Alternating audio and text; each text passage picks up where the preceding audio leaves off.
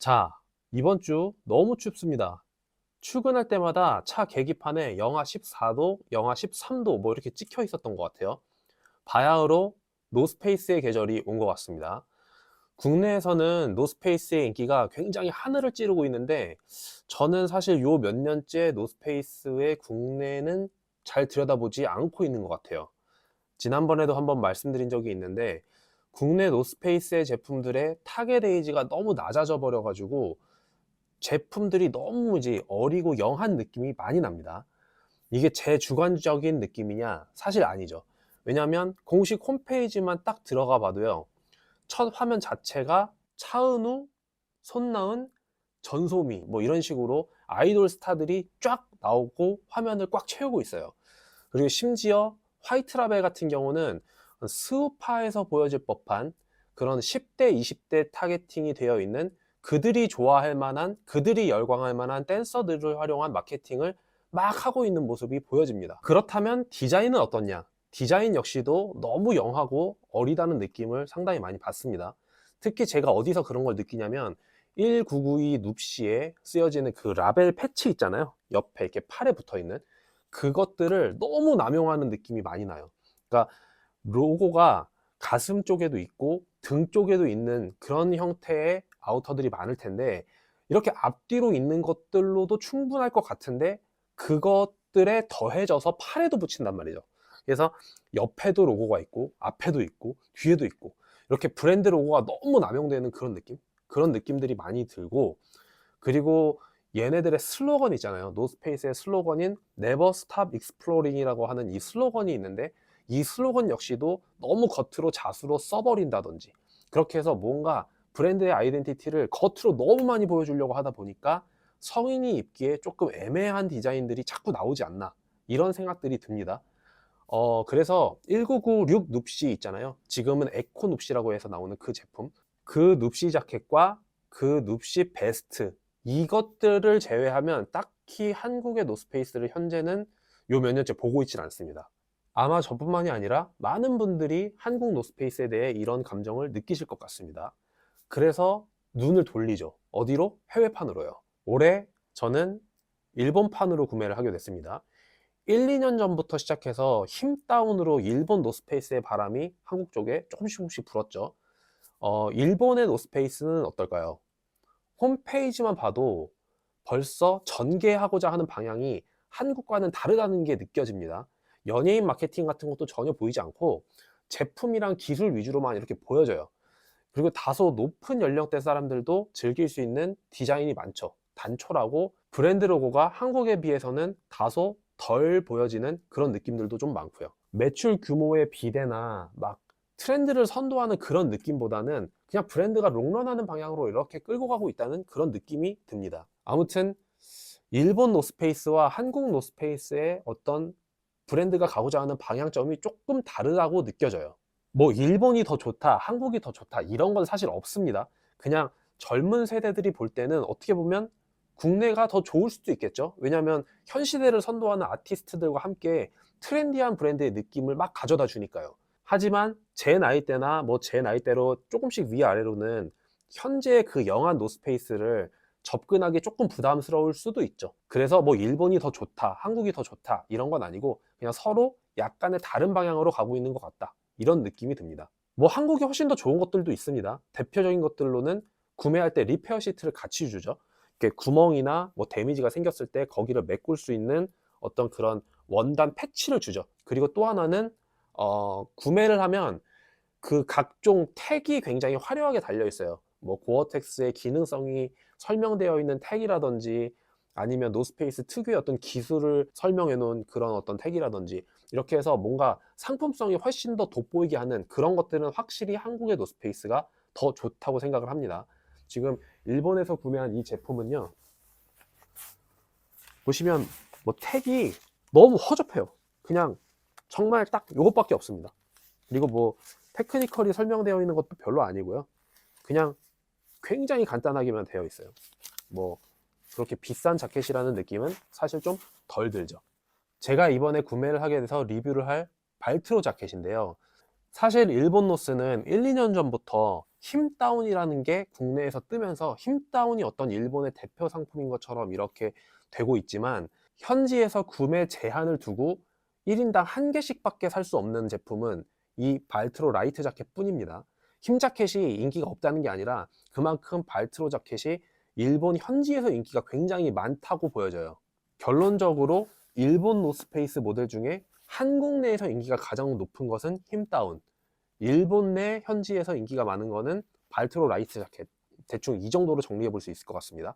그리고 이 발트로 라이트 자켓이 거의 대장급으로 두껍다, 뭐 히말라야랑 거의 버금간다 라고 하는 어떤 리뷰들도 상당히 보이더라고요. 그래서 제가 구형이긴 하지만 히말라야를 가지고 왔습니다. 그래서 이것과 두께 차이가 어느 정도 나는지를 간단하게 비교 분석을 하면서 발트로 라이트 자켓에 대한 리뷰를 입어보면서 간단하게 해볼게요. 자, 발트로 라이트 자켓을 입어봤습니다.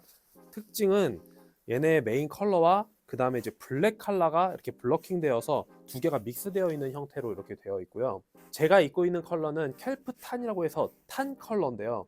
베이지 컬러죠. 그렇게 지정된 메인 컬러와 블랙 컬러가 믹스되어 있는 디자인입니다. 라지 사이즈 기준으로 950g 정도의 무게가 나가니까 다운량이 상당히 많이 함유되어 있는 그런 좀 헤비급 다운이라고 볼 수가 있고요. 이런 제품들 같은 경우는 원단의 무게가 상당히 가볍기 때문에 옷의 총 무게가 어느 정도 나간다는 것은 그만큼 다운량이 많이 함유되어 있다는 걸 내포하고 있습니다. 그리고 이 왼쪽 손목에 보면 윈드 스토퍼 바이 고어텍스 랩스라는 자수가 있는데요. 이름에서도 알 수가 있죠. 윈드 스토퍼, 방풍에 상당히 많은 기능성을 부여한 겁니다. 이 고어텍스의 윈드 스토퍼는요, 이 옷에 내장되어 있는 충전재, 단열재, 보온재, 이 다운을 물로부터 젖지 않게끔 보호하는 거에 그 가장 큰 특징이 있습니다. 이 다운, 이 안에 있는 충전재가 우리의 몸을 따뜻하게 보온하고 외부로부터의 차가운 바람을 단열하는 거잖아요.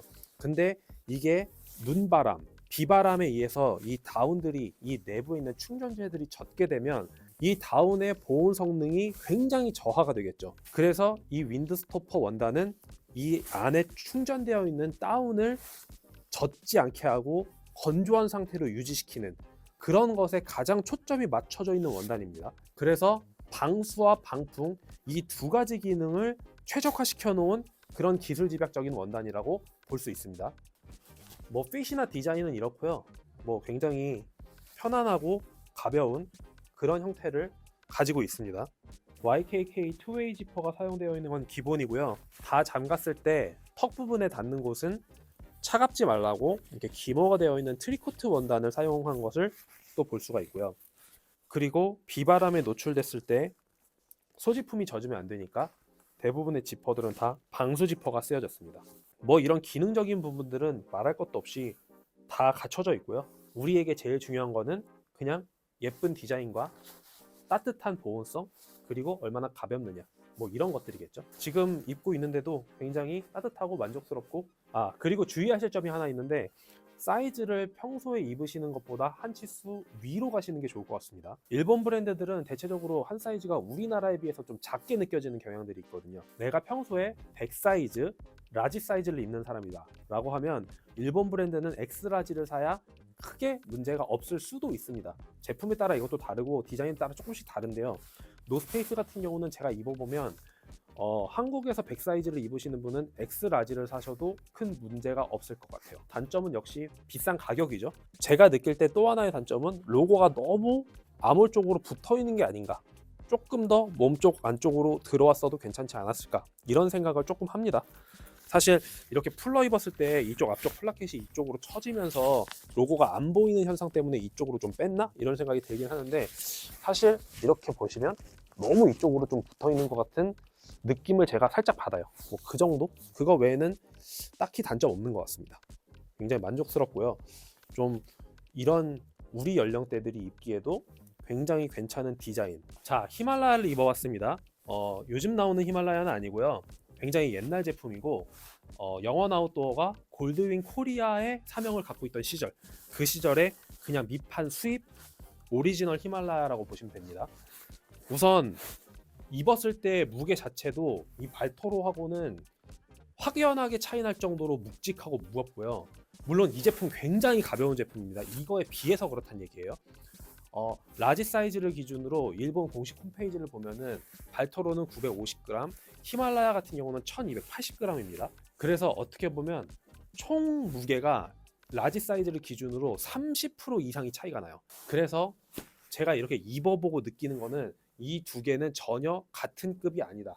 확실히 한 단계 밑이라고 보여지고요. 발토로 라이트 같은 경우는 도심에서도 부담스럽지 않게 충분히 입을 수 있는 자켓이라고 보여지고요.